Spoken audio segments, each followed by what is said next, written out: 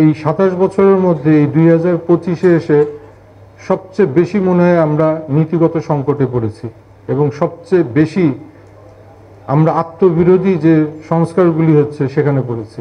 আমি আত্মবিরোধী এই জন্য বলছি, বিটিআরসি বলেন কিংবা নীতি নির্ধারকরা বলেন, সবাই কিন্তু একটা স্লোগান দাঁড়া করাতে চায় যে লো প্রাইস হাই কোয়ালিটি।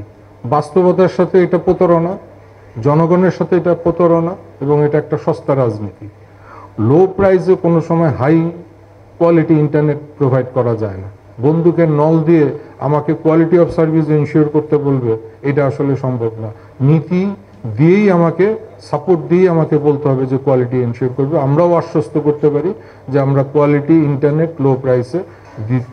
2021 সালে 2021 সালে এক দেশ এক রেটের ইন্টারনেট হয়েছিল 500 টাকায় 5 MBPS, সেটাই ওনারা সরকার এখন 400 টাকায় করতে চাচ্ছে।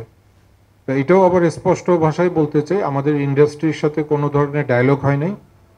ওনারা এককভাবে সিদ্ধান্ত নিয়েছে এবং এককভাবে এই সিদ্ধান্তটা নিয়ে ইন্ডাস্ট্রিতে জাস্ট বাইপাস করে দিয়েছে যে এই নীতিটা কিংবা এই সিদ্ধান্তটা মেনটেন করতে হবে। আমরা দৃঢ়কণ্ঠে বলতে চাই, আইএসপি ইন্ডাস্ট্রি থেকে 400 টাকায় ইন্টারনেট দেওয়া সম্ভব না।